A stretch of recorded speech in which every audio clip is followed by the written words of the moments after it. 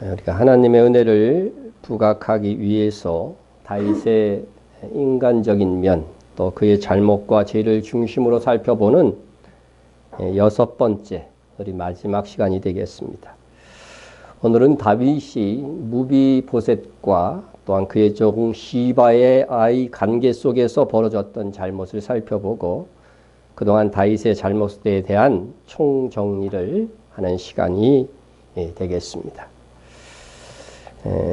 우리나라 고려를 세운 사람이 태조 왕건이죠.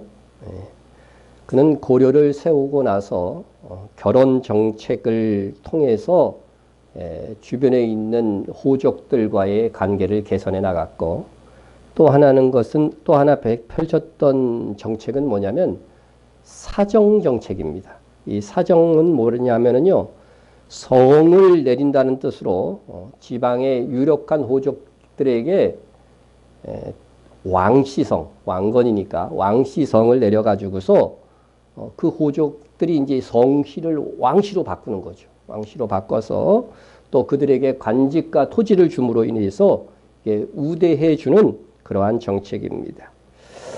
그리하여 왕씨는 고려 500여 년간 국성을 로 삼았기 때문에 이 왕씨의 수가 아주 많아졌어요. 아주 많아졌어요. 근데 현재 왕씨성이 희귀합니다. 그죠? 희귀합니다. 이씨 조선에는 이씨가 번성해서 지금 이씨가 많은데, 그죠? 예. 어떻게 된 일일까? 어떻게 된 일일까? 예. 이것은 이성계가 왕위를 찬탈하고 조선을 건국하면서 왕씨를 전주 이씨의 조선을 유지하는 데에 해가 될 것을 이게 적표로 간주하면서 왕씨를 몰살시키려 했기 때문인 것입니다. 조선 태조 이성계는 반역을 염려해서 고려 왕씨 일부를 지금의 거제도로 옮겼어요. 일단 옮기고, 그것도 안심이 안 되니까 강화도에 있었던 이 왕씨 일족들을 강화 나루에 속여서 나가게 하고 거기서 익사를 시킵니다. 다 같이. 우리 드라마 같은 데서도 혹 여러분 보셨을지 모르겠어요. 그리고 고려의 마지막 왕 공양왕 일가를 완전히 죽입니다. 그것도 모자라서 거제도에 모아놓았던 왕씨 일족을 다시 다 바다에 빠져서 죽입니다. 같은 날 왕씨의 남은 자손을 대대적으로 수색해가지고서 찾아내는 대로 바다 목을 잘랐습니다. 그런데 그 중에서 이제 막 이렇게 살아남았던 사람들 있잖아요. 그래도 계속해서 색출을 해내니까 이 왕씨들 중에서 생명을 보존하기 위해서 왕자 있죠, 왕자. 그죠? 이 왕자에다가 점 하나를 톡 찍습니다. 그럼 무슨 자가 돼요? 옥자가 되죠. 옥자가 됩니다. 그래가지고서 옥시가 생겨난 거예요. 옥시가 생겨난 겁니다. 이 살아남은 옥시 중에서는 나중에 이제 이 조선의 왕씨를 이제 죽이는 이 일들이 끝나고 난 다음에 이제 그 조선 말쯤 돼 가지고서요, 이 옥시가 왕씨로 다시 회귀하는 일들이 생기기도 합니다. 그래서 1918년 발행된 개성 왕씨 족보 무호보에 보면 옥시성을 쓰던 일부가 왕씨로 환성하였다, 이렇게 기록되어 있어요.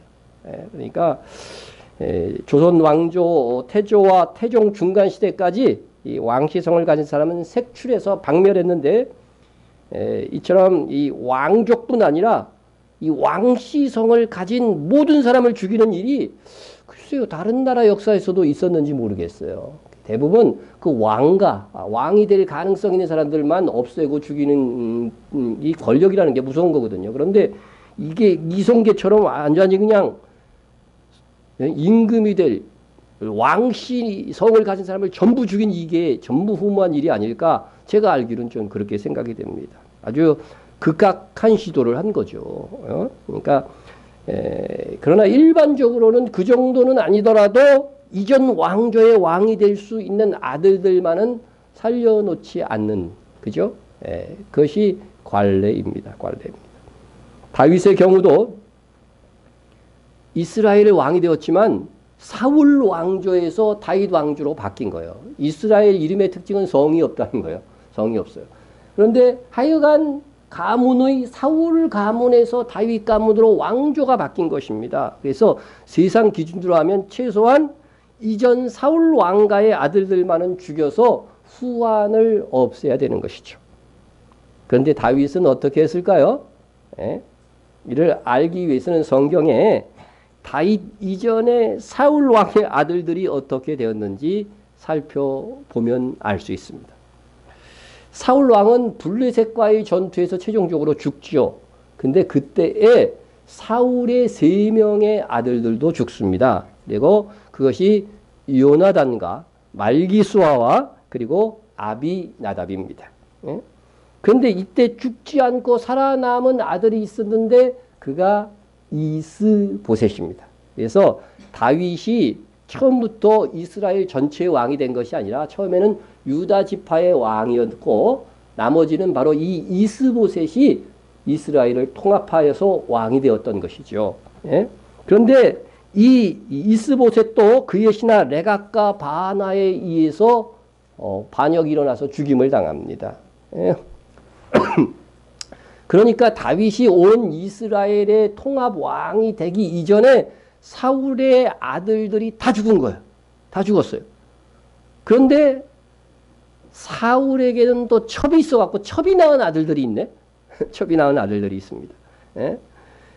그들도 사울 왕의 어쨌든 아들들이기 때문에 다윗의 왕권에 위협이 될 수는 있는 자들이죠. 그런데 다윗 통치 시기에 기묘한 일들이 일어납니다. 다윗이 그것은 뭐냐면은 다윗의 시대에 해를 거듭하여 3년 기근이 있으므로 그랬습니다. 다윗의 시대는 하나님께서 축복하신 정말 평화로운 시대고 풍족한 시대였습니다. 그런데 거듭 3년 기근이 있으니까 이게 예사로운 일이 아닙니다. 여러분 살면서 3년 계속 기근 경험하신 적 있으세요? 비도 안 오고 막 이래가지고서? 없죠? 그런데 이 3년을 이렇게 비도 안 오고 이러면요, 정말 피폐해지는 겁니다. 그래서 다윗이 어떻게 했겠어요? 엎드려서 기도한 것입니다. 기도. 다윗이 여호와 앞에 간구하며 여호와께서 이르시되 이는 사울과 피를 흘린 그의 집으로 말미암으니 그가 기브온 사람을 죽였음이니라 하시니라. 다윗이 기도한 결과 이렇게 3년 동안 기근이 든 것이 이전 왕조 사울 왕 때에 범죄한 것 때문에 그렇다는 거죠. 사울 왕이 기브온 사람을 죽였다는 겁니다. 기브온은 가나안 부족 중 하나로서 이스라엘 사람들이 아닙니다. 그러니까 가나안을 정복하려고 했을 때 다 쫓아내고 죽이거나 해도 아무 상관이 없어요. 그런데 이 기브온 사람을 몰아내기 위해서 사울이 죽인 그 죄를 지금 묻고 있다고 하는 것입니다. 이렇게 기브온 사람을 죽인 것을 하나님께서 책임을 묻는 데에는 역사적 사연이 있습니다. 여호수아가 이전에 그 가나안을 정복하려고 할 때에 멀리서 온 민족인 척하면서 이 기브온 민족이 왔어요. 그래갖고 그냥 오랜 여행을 한 것처럼 남루한 옷을 입고서 막 이렇게 왔고 음식도 오래된 음식을 막 이렇게 이제 보여주고 막 이렇게 해가지고서 이스라엘과 평화 조약을 맺었어요. 그러니까 속여서 맺은 거죠, 평화 조약을. 사실은 가까이 있는 민족인데 속여서 맺었습니다. 그래서 다른 가나안 족속들은 이스라엘과 싸우려고 했지만 기브온 족속은 하나님의 백성을 이길 수 없다 생각해가지고서 속여서라도 여호와 하나님의 이름으로 평화 조약을 맺은 거죠. 비록 여호수아가 속아서 기브온 족속과 조약을 맺은 것이지만 하나님의 이름으로 맺은 조약이기 때문에 이것은 반드시 지켜야만 되는 거죠. 하나님의 이름의 권위를 위해서. 그래서 하나님의 이름으로 공적인 어떤 서원을 하거나 언약할 때는 신중을 기해야 됩니다. 신중을 기해. 그러나 내가 혹 실수로 언약하거나 서원했을지라도 하나님의 이름을 위하여 불리할지라도 그것은 어떻게 돼요? 반드시 지켜내야만 하는 것입니다. 그렇지 않으면 하나님의 보응이 뒤따른다는 것입니다. 사울왕은 선조들이 기브온 사람들과 언약한 것을 알면서도 그걸 무시하고서 막 기브온 사람을 죽인 겁니다. 예? 그런데 사울왕이 잘못한 것이 지금 다윗 왕 때에 와서 어떻게 된 거예요? 올무를 잡고 있는 그런 형국이라고 하는 것이죠. 이렇게 이스라엘은 왕조가 바뀌었을지라도 시대를 넘어서 책임져야 할 하나의 공동체인 것입니다. 우리나라도 어떻게 돼요? 예전에 이전 정부에서 잘못한 것이라 할지라도 어떻게 해요? 현 정부에서 책임을 져야 되는 겁니다. 예? 이전에 정말 그 이데올로기가 극심할 경우에 선거에 유리하게 하기 위해서 간첩 조작 사건이 엄청 많았어요. 예? 그 사람들은 평생 동안 어떻게 산 거예요? 간첩으로 몰려가지고서 억울한 삶을 산 거죠. 그런 사람들이 이제 이 시대에 와갖고 다 소송을 해갖고 이제 정부하고 그죠? 소송을 해서 이기는 거죠. 그래서 뭐 수십억씩 계속 물려주는 사건들이 지금 한두 건이었습니까? 예? 그러나 지난 세대의 잘못인데도 불구하고 현재의 세대, 현재의 정부가 책임을 져주는 것입니다.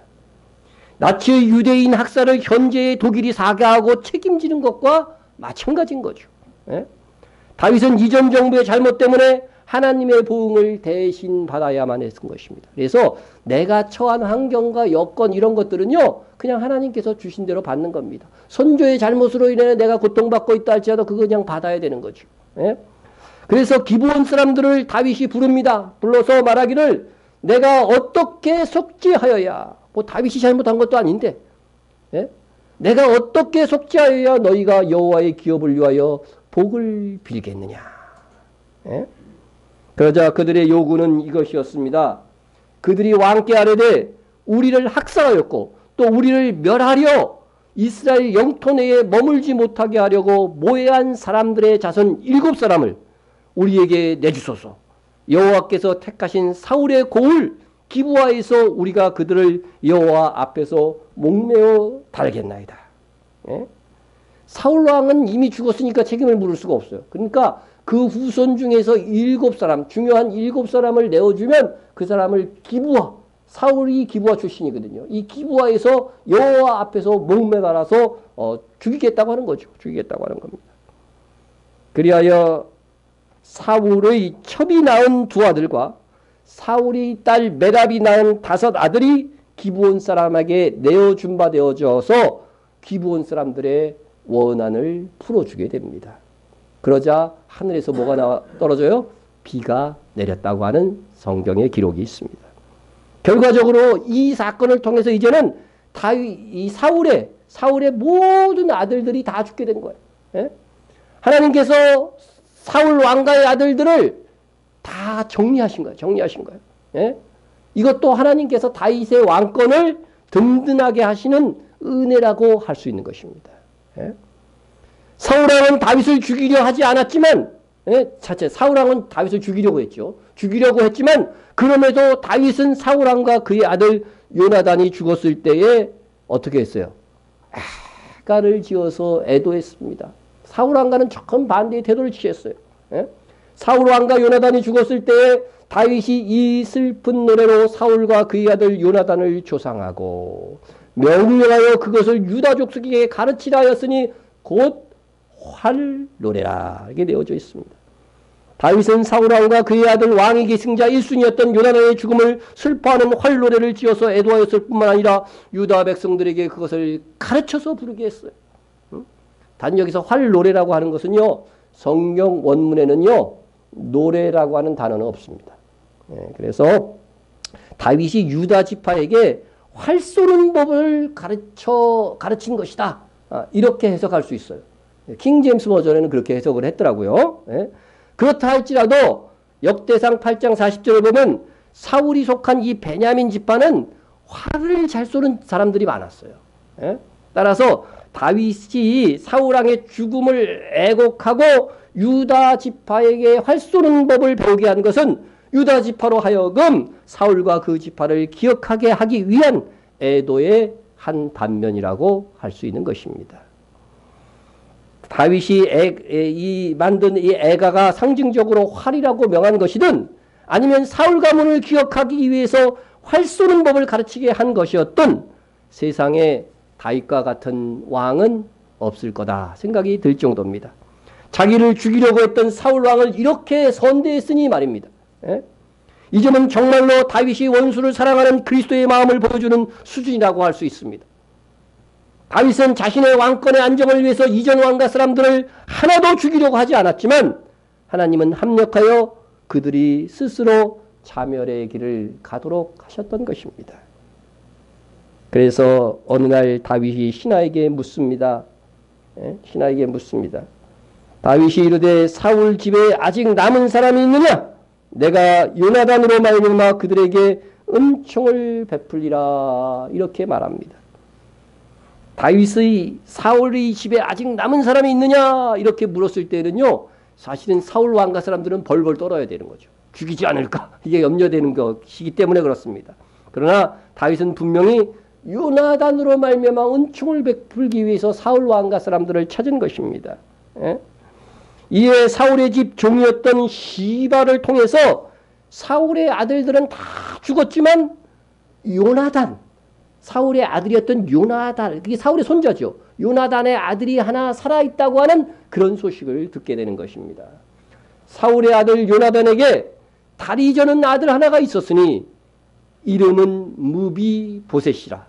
전에 사울과 요나단이 죽은 소식이 이스라엘에서 올 때에 그의 나이가 5살이었는데 그 유모가 안고 도망할 때 급히 도망하다가 아이가 떨어져 절개되었더라. 예.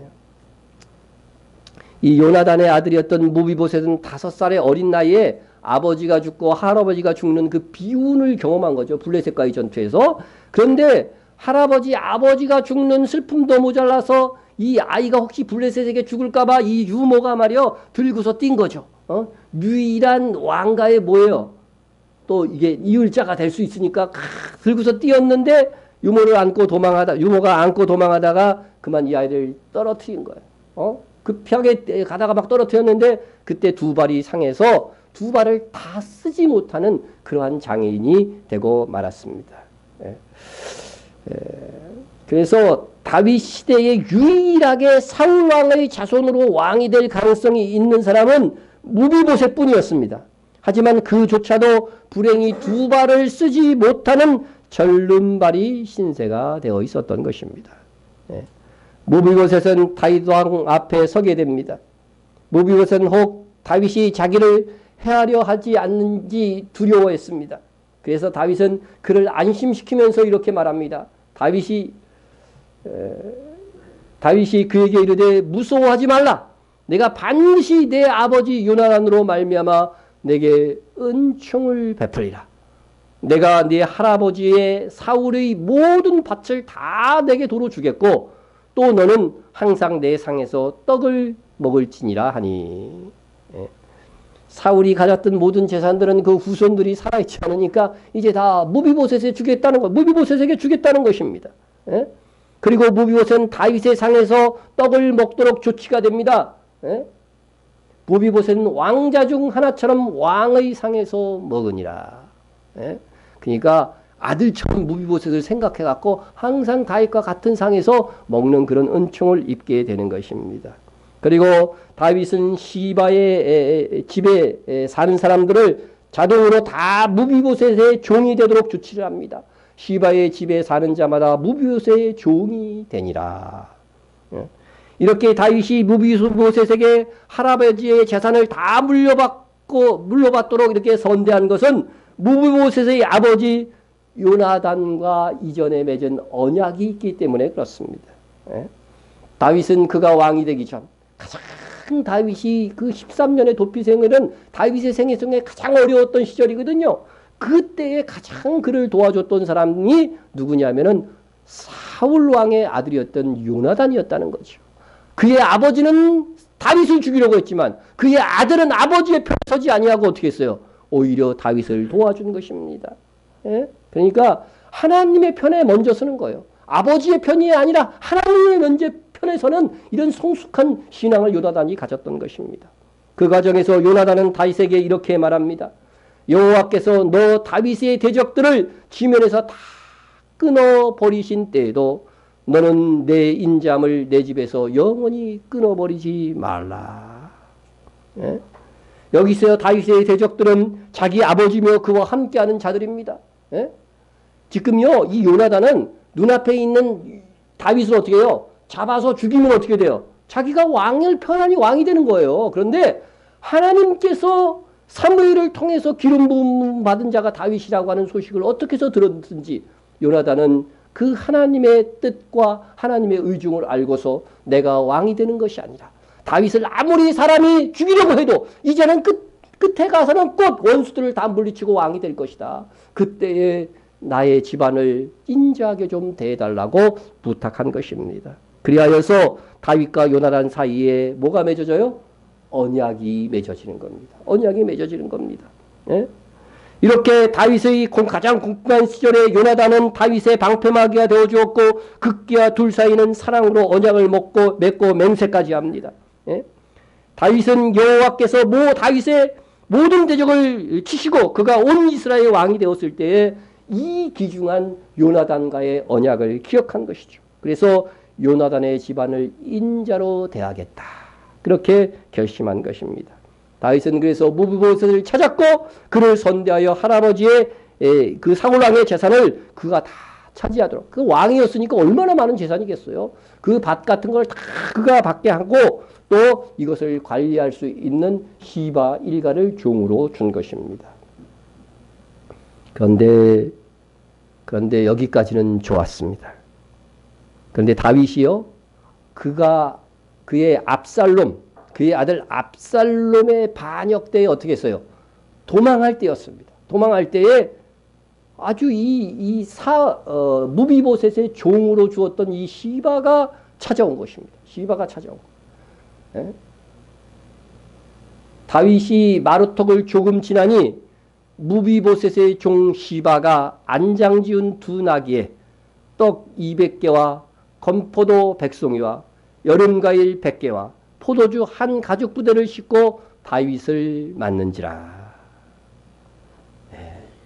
다윗이 이렇게 도망하는 가운데는 얼마나 궁핍한 상황이에요. 이때 많은 먹을 것들, 군대에 먹을 것들을 가지고 이렇게 오니까 참 고마운 일이었죠. 그런데 무비보셋의 종이었던 시발은 참으로 교활한 자였습니다. 황급히 도망가는 다윗의 일행에 먹을 것을 주면서 혹시 다윗이 다시 왕권을 회복하고 돌아올 가능성이 있다고 본 것입니다. 예? 혹시 다윗이 압살롬에게 패하여 영영 못 돌아온다래도 이 사실이 묻히면은 그렇게 손해될 것은 없는 것입니다. 무비보셋의 시종 시바는 다윗이 무비보셋이 어디 있냐고 당연히 물어볼 거 아니에요. 그죠? 무비보셋도 나와 같이 도망을 가야 되는 처지니까. 예? 예? 그런데 그때 바로 이 시바가 자기 주인 무비보셋을 모함하는 말을 하게 됩니다. 왕이 이르되 내 주인의 아들이 어디 있느냐 하니 시바가 왕께 아뢰되 예루살렘에 있는데, 그대로 예루살렘에 있다는 거죠. 그가 말하기를 이스라엘 족속이 오늘 내 아버지의 나라를 내게 돌리리라 하나이다 하는지라.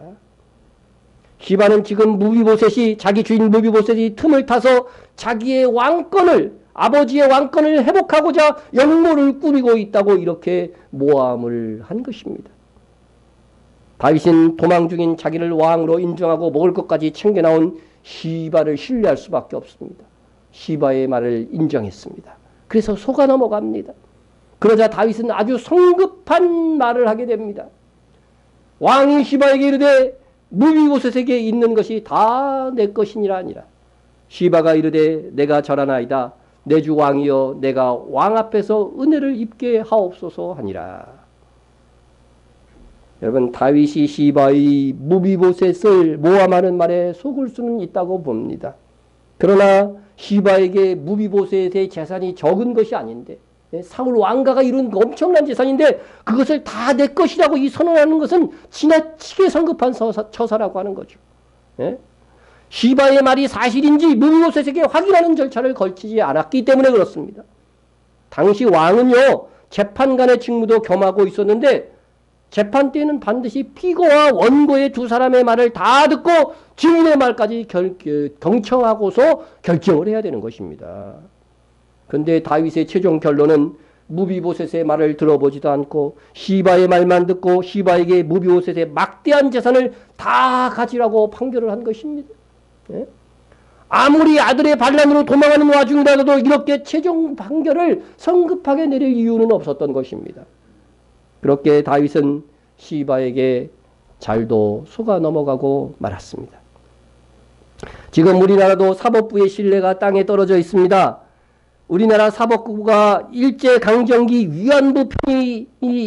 위안부의 편에 섰다고 하는 것이 이전 사법부죠. 섰다는 것이 드러났습니다. 예? 우리나라 위안부들과 또 우리나라의 뭐예요? 강제 노역에 이끌려서 일본 전범 회사에 가가지고서 일했던 것들 있잖아요. 그거 월급 하나도 못 받았거든요. 예? 그런 것들을 이제 소송을 냈어요. 대한민국 법정에 소송을 냈는데 우리나라 사법부가 일본 전범들 회사 편에 선 변호사들을 대법원장이 만나가지고서요. 한 편이 되어서 일회를 했어요. 예? 그러니까 정말 웃기지 않습니까? 일본 편에 섰어요. 사법부. 그러니까 지난 정부와 지난 사법부는요. 그래서 친일파라고 하는 오명을 항상 뒤집어 쓰고 있는 거예요. 우리나라 백성, 억울한 백성의 편에 선 게 아니라 오히려 일본 전범, 일본 정부의 편에 서가지고서 그 사법부에게 압력을 넣고서 말이야. 이게 판사는요, 각각 자기 양심으로 이렇게 판결을 해야 되는데 대법원장이 이렇게 압력을 넣어가지고서. 그래서 지금 대법원장이 어디 있어요? 감옥에 가 있지는 않아요. 이게 하여튼 이제 구속되어 있어요. 지금 재판받고 있어요. 예? 그런 것입니다. 예? 여러분, 그래서 최종의 최종의 판결은 누가 내리는 거예요? 사법부에서 내리잖아요. 뭐 아무리 대통령이라고 해도 판결은 사법부가 우리에게 내려주는 거 아니에요. 그런데 이 고대에는 왕이 이 판결을 하는 권한까지 다 있었다니까요. 그러니까 막강한 거죠. 왕권 국가는요. 예? 그래서 다윗의 한마디는 사법적 권한을 가지고 있어서 어떤 사람의 재산을 다른 사람에게 주라 그러면 그냥 줘야 돼. 예? 그 정도의 권한을 가지고 있었던 것이죠. 막강한 권한일수록 철저하게 따지고 확실할 때에만 확정 판결을 해야 되는 것입니다. 예? 그런데 다윗은 너무 경솔하여 그렇게 인자함으로 대개했다고 했던 언약했던 요나단의 집에 유일하게 남아있는 아들 무비보셋을 억울하게 만들고 그의 재산을 빼앗기게 하는 그런 판결을 하였던 것입니다. 결국 다윗은 요나단과의 언약을 생각하면서 무비보셋을 선대하였지만 시바의 간교에 속아서 무비보셋을 인자하게 대한 것이 아니라 결국은 냉혹하게 대한 결과를 가져왔습니다. 이로써 다윗은 요나단에게 언약한 요나단의 집을 인자하게 대하겠다는 이 약속을 저버리는 결과를 가져왔다는 것입니다. 그런데 다윗에게 있어 더 실망스러운 것은 다윗이 무비보셋의 이 시바의 말처럼 반역을 하지 않았다는 것을 알고 나서의 결정입니다. 예? 다윗은 이제 압살롬의 이 반역을 진압하고서 다시 예루살렘으로 돌아옵니다. 이때 시바도 마중 나왔고 무비보셋도 마중 나오게 됩니다. 예? 예? 무비보셋은 다윗 왕이 압살롬의 반역으로 예루살렘을 떠났을 때 어떻게 하고 있었느냐? 어떤 태도를 보였느냐? 성경의 객관적인 기록이니까 이건 확실합니다. 예? 무비보셋이 내려와 왕을 맞으니 그는 왕이 떠난 날부터 평안히 돌아오는 날까지 그의 발을 맵시내지 아니하며 치장하지 않았다는 거죠. 그의 수염을 깎지 아니하며 옷을 빨지 아니하였더라. 예? 무비보셋은 진심으로 다윗의 고생하고 있는 그것을 생각하면서 자신도 그 고생에 동참하는 의미로서 자기를 치장하지 않고 수염도 깎지 않고 옷을 빨지 아니했더라. 예. 그러니까 지금 예루살렘은 어떤 상황이었냐면요. 압살롬이 반역을 일으켜서 그 예루살렘 성에 다 이제 들어온 상황이에요. 그러니까 압살롬 편에 서 있는 사람들이 이 예루살렘 성에 가득 차 있었어요. 그죠? 특히 왕궁에는 그런 자들이 가득 차 있었는데 그 속에서 다윗 왕을 그죠? 생각하면서 함께 고난의 떡을 먹고 함께 그 수염도 깎지 않고 옷을 빨지 않는 이 특이한 태도를 보인다고 한다면 이거는 목숨을 거는 행위거든요. 그럼에도 불구하고 무비보셋은 목숨을 걸고서 다윗 왕만 섬기겠다는 충성된 표시를 한 겁니다. 예? 그런데 다윗은 시바의 말만 듣고 무비보셋의 밭을 시바에게 다 돌리라고 명한 상태였습니다.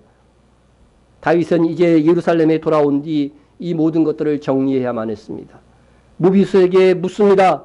내가 어찌하여 나와 함께 가지 않았느냐? 내가 피신할 때 너는 내 상에서 먹는 아들과 같은 왕자니까 함께 도망가야 되지 않았느냐? 하는 것이죠. 이에 무비보셋은 그동안 있었던 자초지정을 다 이야기하게 됩니다. 내 주 왕이여, 왕의 종 나는 다리를 저음으로 내 나귀에 안장을 지어 그 위에 타고 왕과 함께 가려 하였더니 내 종이 나를 속이고 종인 나를 내 주 왕께 모함하였나이다. 내 주 왕께서는 하나님의 사자와 같으시니 왕의 처분대로 하옵소서. 예? 무비보셋은 진실을 이야기했습니다. 시바가 자기를 따돌리고 자기를 모함했다고 하는 사실을 이야기하고 진실만을 이야기하고 왕의 처분에 따르겠다고 하는 겸손한 말을 한 것입니다. 이어서 무비보셋은 이미 다윗의 은혜를 자기는 입은 상태이기 때문에 여한이 없다고 말하는 것입니다. 내 아버지의 온 집이 내 주 왕 앞에서는 다만 죽은 사람이 되지 않았나이까? 예? 당연히 사울왕과는 죽은 자와 같은 자들이라는 거죠. 그러나 종을 왕의 상에서 음식 먹는 자 가운데 두셨사오니 내게 아직 무슨 공의가 있어서 다시 왕께 부르짖을 수 있사오리까? 이렇게 무비보셋이 말했던 것입니다. 참으로 겸손하고 도리를 알고 은혜를 아는 무비보셋의 말입니다. 이제 다윗도 무엇이 진실인지 사정을 알게 되었습니다. 그러나 다윗의 이때의 처분은 참으로 실망스러운 것이었습니다. 왕이 그에게 이르되 내가 어찌하여 또 내 일을 말하느냐? 다윗이 은혜를 베푼 일을 왜 또 말하느냐? 그걸 긍휼을 받을 그런 어떤 그 포석으로 말하는 것이 아니냐? 그런 의도가 깔려 있는 거죠. 내가 이르노니 너는 시바와 밭을 나누라. 예. 다윗은 분명 무비보셋의 말을 신빙성 있다고 믿었던 것 같습니다. 예? 시바에게 준 무비보셋의 밭을 다시 반으로 나누라고 말했기 때문인 것입니다. 예? 무비보셋의 말이 거짓으로 여겼다고 한다면 무비보셋에게 밭의 반을 돌리라고 조치하지는 않았을 것이기 때문인 것이죠. 그런데 왜 반으로 나누어야 합니까? 그렇죠? 왜 반으로 나눠야 돼요? 전부를 다시 무비보셋에게 돌려주어야만 마땅한 것입니다. 시바는 자기 주인을 모함하여 거짓말한 것인데 어떻게 주인을 배신하여 모함까지 한 이 중대한 범죄자 시바가 여전히 원래 주인의 무비보셋 재산을 반을 차지해야만 합니까? 왕가의 재산임의 반이면 엄청난 재산일 거란 말이죠. 이것은 진실로 정의로운 일이 아닙니다. 제가 다윗이었다면 시바에게 주었던 무비보셋의 밭을 전부 돌려받게 하고 시바는 엄중 문책해서 감옥에 가둘 것입니다. 가만히 생각해 보니까 제가 다윗보다 더 정의로운 것 같아요.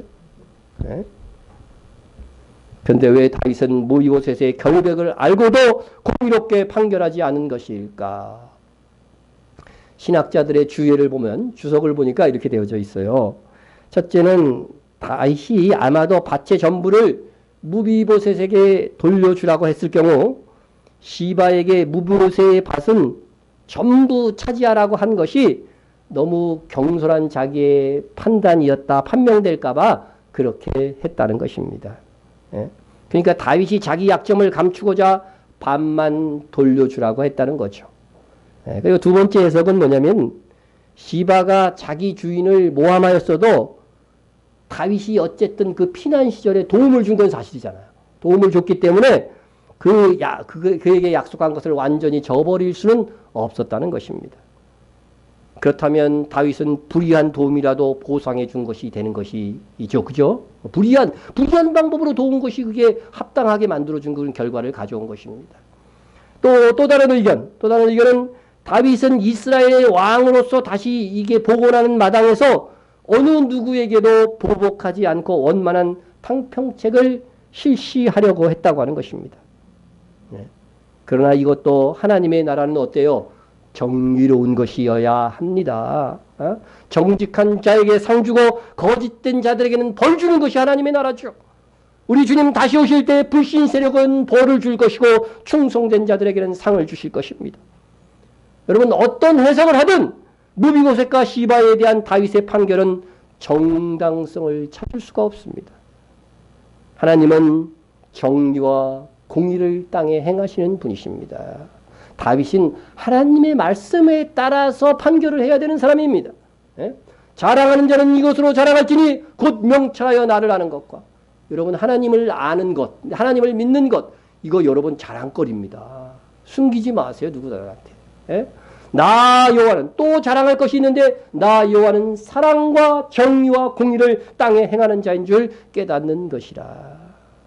여러분 하나님이 이 땅에 사랑을 베푸십니다. 그러나 동시에 그 사랑은 정의와 공의를 배제한 사랑이 아니에요. 이것을 지켜 땅에 행하는 하나님 것을 안다고 한다면 여러분 이것은 자랑거리입니다. 자랑거리입니다. 예? 다윗은 그의 판결을 통해서 하나님의 정의와 공의를 드러내야만 했습니다. 하지만 다윗은 공의나 정의 대신에 주인을 모함한 시바가 자기를 선대했다는 이유만으로 무려 사유랑이 가졌던 재산의 절반을 차지하게 하는 아이러니한 판결을 한 것입니다. 이것은 정말 누구도 공감할 수 없는 판결이에요. 예? 그런데 무비보셋이 자신의 밭에 반만 돌려받으라는 다윗의 판결을 받고서 무비보셋이 한 말을 한번 보세요. 무비보셋이 왕께 아뢰되 내 주 왕께서 평안히 왕궁으로 돌아오시게 되었으니 그로 그 전부를 차지하게 하옵소서 하니라. 무비보셋은 어쨌든 시바의 모함으로 자신의 절반이 날아간 것입니다. 그런데도 억울해하거나 아주 그냥 항변하지 않고 다윗이 평안히 왕궁으로 돌아온 것으로 자기는 만족한다는 것입니다. 예? 다윗과의 관계가 복원된 것으로 만족한다는 것입니다.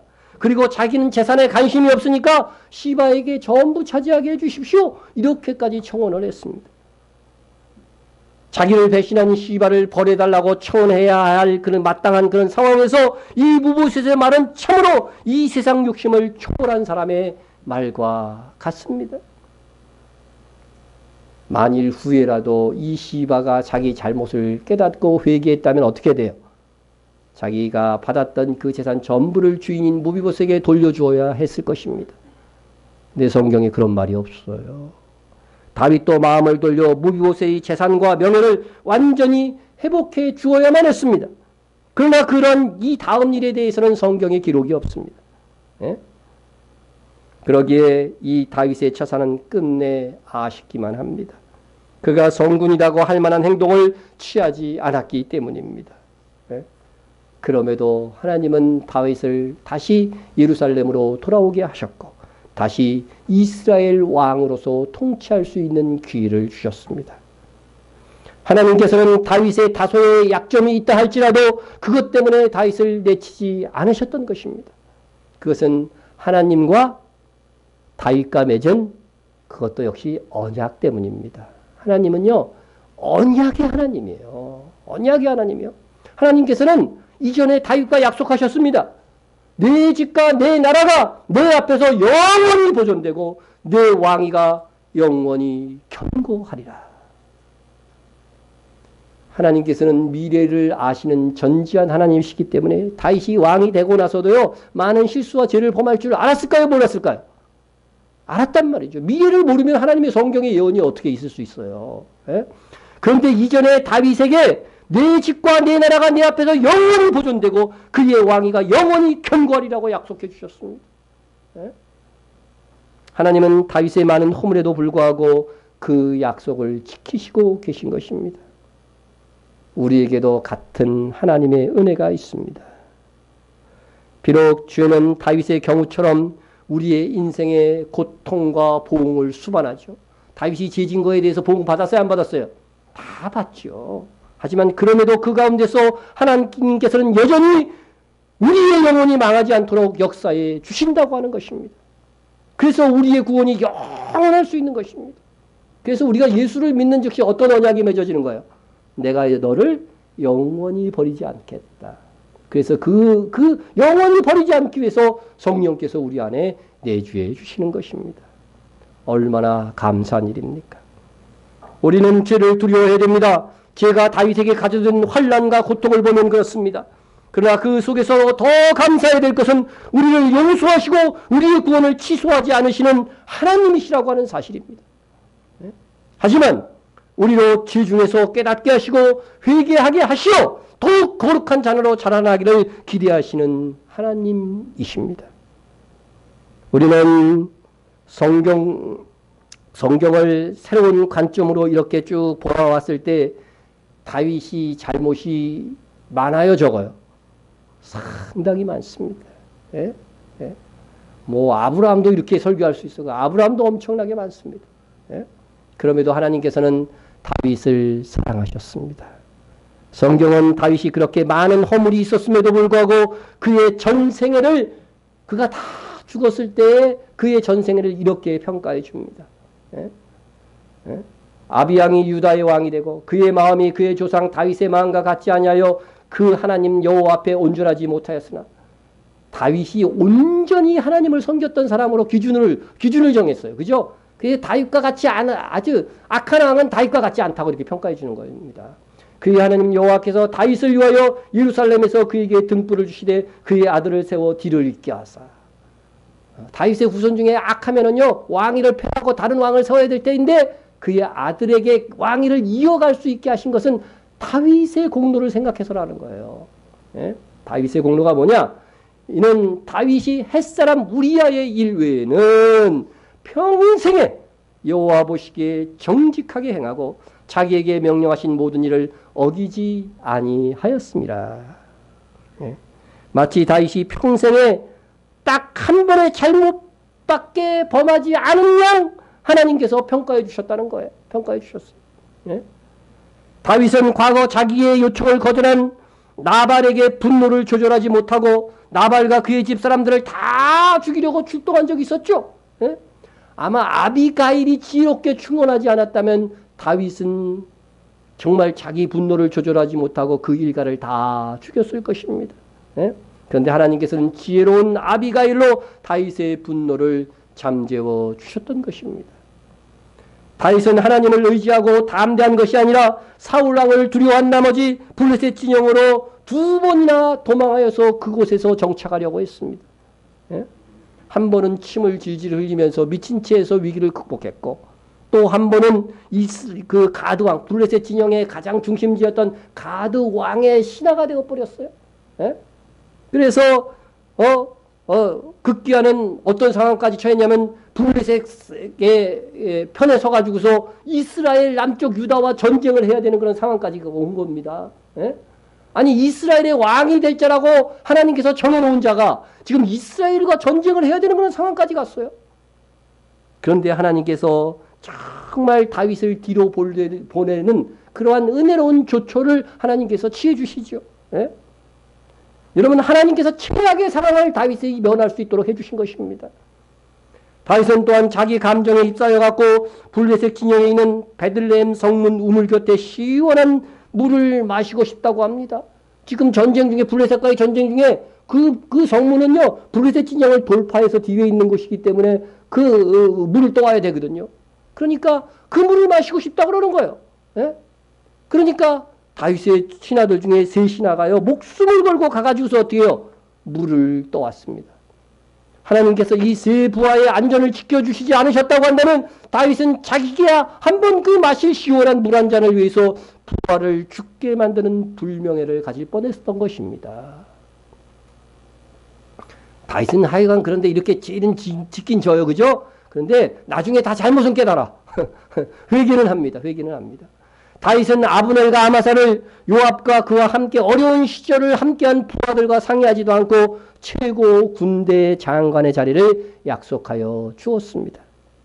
아브넬은 범죄하였고 아마사는 반역을 도모한 상황에서 그들을 회부하기 위해서 그런 언약을 한 것입니다. 이는 진실로 공의롭지 못한 독단적인 결정이었습니다. 하나님은 결과적으로 다윗의 뜻이 이루어지지 않도록 이들이 다 죽게 만들죠. 예? 다윗은 율법에 이스라엘 왕이 될 자는 아내를 두지 말라는 규정이 있음에도 불구하고 처첩을 많이 두었습니다. 예? 그것도 모자라 신하의 아내를 범하고 신하는 죽이도록 사주하는 죄를 범했습니다. 다윗은 요압을 버거워하면서도 불구하고 요압과 같이 지혜를 모의하여 짓고 서로의 약점을 주고받으며 공존했습니다. 정말 신뢰하고 충성하는 군신관계가 아니었던 것입니다. 다윗은 두 아들이 반역할 정도로 가정의 신앙교육이 거의 빵점이었습니다. 압살롬의 반역에는 민심이 다 압살롬에게 돌아갈 정도로 민심을 얻지 못하는 그런 통치를 하였던 것입니다. 예? 압살롬의 반역이 진압되었음에도 불구하고 그냥 자식이 죽은 것만 슬퍼한 나머지 그 반역을 진압하고 목숨을 걸고 진압한 군사들이 마치 죄인인 양 성 안으로 들어오도록 만들었던 것이 다윗입니다.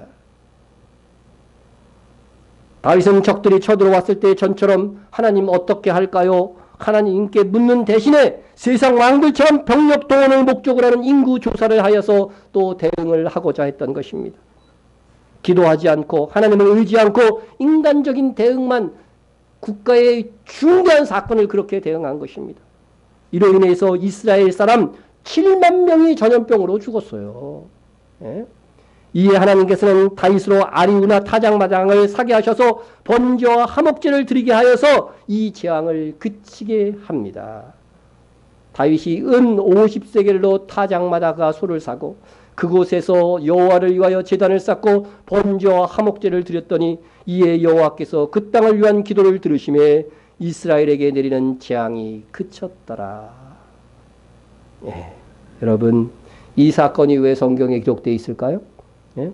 여러분, 다윗이 사서 다윗과 이스라엘의 죄를 위해서 제사를 드렸던 이 아리우나의 타작마당 훗날 이곳에 무엇이 서는 줄 아십니까? 이곳에 바로 예루살렘 성전이 서게 되는 것입니다. 하나님은 다윗을 통하여 성전 대신 그리스도께서 이 아리우나의 타작마당에 오셔서 이스라엘과 믿는 모든 성도의 죄를 대속하실 것을 그렇게 예언한 것입니다. 그 민족 이스라엘에게 하나님의 백성인 이스라엘 민족이 죄가 사하여지고 그죠? 재앙이 그치는 이 사건이 아리우나의 타작마당에서 있게 하심으로 인해서 바로 예수님께서 아리우나의 타작마당에 지어질 그 성전에 오셔서 그를 믿는 모든 하나님의 백성의 죄를 사하실 것을 이 사건을 통해서 예언하신 것입니다. 그러니까 다윗의 실수와 죄조차도 하나님께서는 그렇게 하나님의 계획을 전하는 도구로 사용하신 것입니다.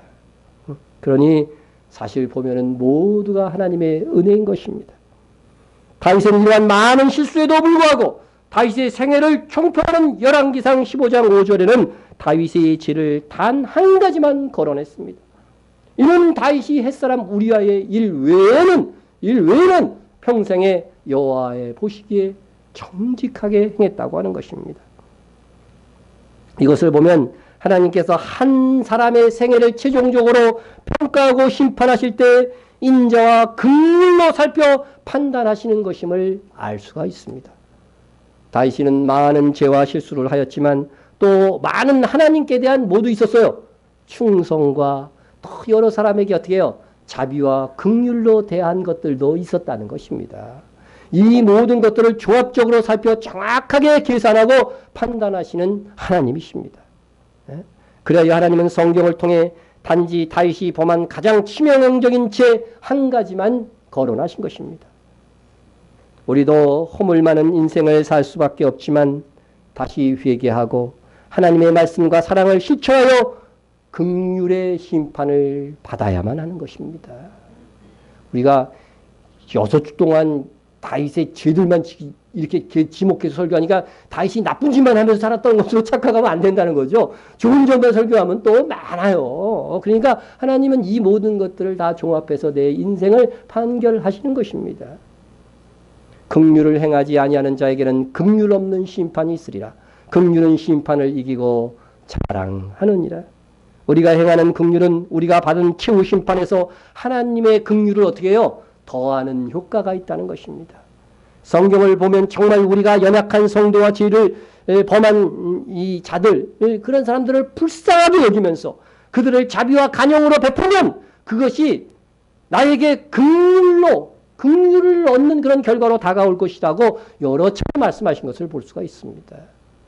그 말씀들을 몇 가지 보면 너희 관용을 모든 사람에게 알게 하라.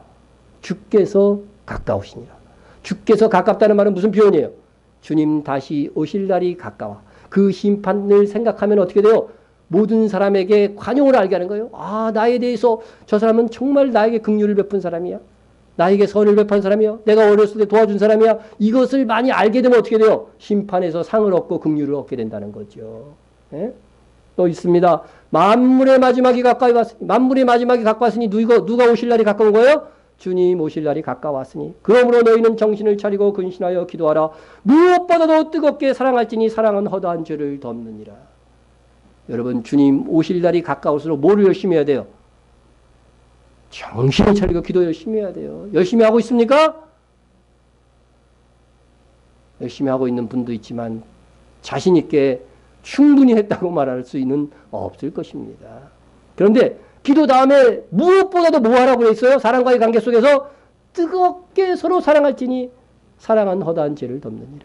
여러분, 이게 사랑은 허다한 죄를 덮는다는 이 말은요, 다른 사람의 죄를 이게 덮어주는 그런 것들도 말할 수 있지만 내가 뜨겁게 사랑하면 나의 죄도 덮어진다는 거예요. 나의 죄도 덮어집니다. 예? 자, 그러면 어떻게 사랑하냐? 어떻게 뜨겁게 사랑하냐? 여러분, 그냥 사랑합니까? 뜨겁게 사랑합니까? 좀 뜨겁게 사랑합시다. 뜨겁게 사랑하는 방법. 그 다음 절에 서로 대접하기를 원망 없이 하고, 대접하고 나서 따따리 군말하지 마. 그냥 서로 대접하세요. 각각 은사 받은 대로 하나님의 여러 가지 은혜를 받은 선한 청정이 같이 서로 봉사하라.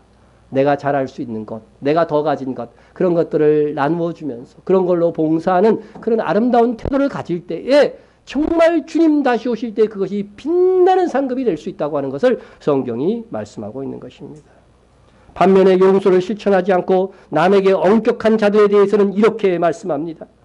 너희가 사람의 잘못을 용서하지 아니하면 너희 하늘 아버지께서도 너희의 잘못을 용서하지 않으시려니와. 그러면 하나님이 용서하지 않으면 어떻게 돼요? 반드시 이 땅에서 그 보응 다 받는 거예요. 예? 너희가 사람의 잘못을 용서하지 아니하면 너희 아버지께서 너희 잘못을 용서하지 아니하시리라. 명심하고 들어야 됩니다. 명심하고. 우리가 얼마나 주님께 큰 용서를 받았는데 다른 사람이 용서를 구하는데도 용서를 하지 않아. 이건 말이 안 되는 거죠. 이건 그리스도인의 삶이 아닌 겁니다. 예? 그 외에도 이런 말씀이 있습니다. 너희가 비판하는 그 비판으로 너희가 비판을 받을 것이요. 예? 예? 이 세상에서 안 받으면 주님 앞에서 받겠죠. 너희가 헤아리는 그 헤아림으로 너희가 헤아림을 받을 것이다. 저 사람은 어쩌고 저쩌고 이렇게 얘기한 것들요, 다 본인이 받게 된다는 것이. 본인이 받게 된다. 두려움으로 이 말씀을 우리가 들어야 됩니다. 예? 일단 믿음을 가진 성도들은 상급의 심판에서 행한 대로 받게 될 것입니다. 그러면 우리는 정말 관용의 사람이 되어야 됩니다. 긍휼의 사람이 되어야 됩니다. 허물을 덮어주는 사람이 되어야 됩니다. 함부로 남을 정죄하면 안 됩니다. 그래야 다윗처럼 많은 허물이 덮임을 받고 하나님 앞에서 정직히 행했다고 인정받게 되는 것입니다. 우리 인생의 숱한 죄와 실수에도 불구하고 우리가 행한 사랑의 행위를 크게 보시오 긍휼을 심판을 하실 하나님, 우리 그 하나님을 찬양합시다. 그 하나님께 영광을 돌리고 그 하나님의 뜻에 맞게 살아가는 우리가 되기를 주의 이름으로 축원합니다. 우리 한번 통성으로 기도합니다. 여러분, 정의롭게 사는 신자가 돼요. 예? 여러분들이 모든 판단의 근거도요, 누가 진실인가, 누가 정의의 편에 서 있는가, 그것을 두고서 결정을 해야 됩니다. 나한테 잘해주고 나한테 유리하게 해주는 그런 것이 아니고 정의의 편에 서는 신자가 돼야 됩니다. 숱한 잘못에도 믿음의 약속을 따라서 우리를 끝까지 사랑하시는 하나님의 은혜를 감사합시다. 그리고 긍휼을 향하여 긍휼 인든 심판을 받도록 여러분들 기도해 주시고요. 이스라엘의 회복과 선교사들을 위해서 꾸준히 기도해 주시고요. 나라와 한국교회를 위해서 또 북한 및 박해받는 세계 성도들을 위해서 기도해 주시고요. 교회의 부흥과 목회자와 성도 간의 충돌을 위해서 기도해 주시길 바랍니다. 다 같이 통성으로 기도하겠습니다. 사랑의 하나님 아버지 감사합니다. 하나님의 나라는 공의로운 사회고 정의로운 나라입니다. 아버지, 우리가 이 땅에 살 때부터 정의롭게 살게 도와주시고 진실의 편에 설 수 있는 신자들이 다 되게 하여 주시옵소서. 아버지 하나님여, 나의 숱한 잘못에도 믿음의 약속을 따라 나를 끝까지 사랑하시는 하나님의 은혜를 감사하며 찬양합니다. 아버지, 이 땅을 살 동안 긍휼을 행하는 자가 되게 하여 주시옵소서. 사랑을 행하는 자가 되게 도와주시옵소서. 말씀대로 뜨겁게 사랑하여서 긍휼 있는 심판을 받을 수 있도록 주여 함께하여 주시옵소서. 이스라엘의 회복을 위하여 기도합니다. 마지막 때에 이스라엘의 회복을 명하신 하나님, 우리의 이방인들의 헌신과 충성과 지원을 통해서 이스라엘이 회복되기를 원합니다. 아버지 그곳에 있는 선교사들과 또한 우리가 아버지 열방을 선교하는 일, 땅끝까지 복음을 전하는 일도 수고하고 있사오니 아름다운 열매를 맺어갈 수 있게 하여 주시고 이 나라와 아버지 하나님이여 북미 평화회담을 통하여서 더욱더 아버지의 나라의 아버지의 새로운 전기, 평화의 전기가 마련되게 도와주시옵소서. 한국교회를 위해서 기도합니다. 하나님 사랑하여 주시기를 간절히 빌고원합니다. 아버지 하나님이여 정말 깨어있는 한국교회가 될 수 있도록 도와주시고 북한민 박해받는 세계 성도들을 위해서 기도하오니 아버지 하나님 박해 현장 속에서 하나님을 영원롭게 하는 저들이 되게 도와주시고 하나님께서 저들을 보호 인도하여 주시옵소서. 우리 교회가 깨어있는 교회가 되어주시고 2019년 부흥하는 한 해가 되어지게 하여 주시옵소서. 아버지 깨어있는 목회자가 되어지게 하여 주시고 아버지 하나님 우리 성도들 간 연약한 성도들 더욱더 아버지는 일어나고 하나님 앞에 성숙한 신도들 다 되어줄 수 있도록 역사하여 주시옵소서.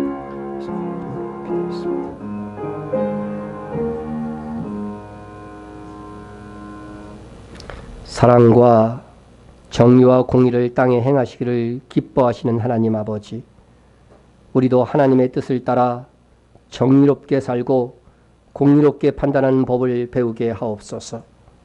단순히 나를 선대하는 사람들의 편에 서는 것이 아니라 진실과 정의로운 편에 설 수 있게 하여 주옵소서.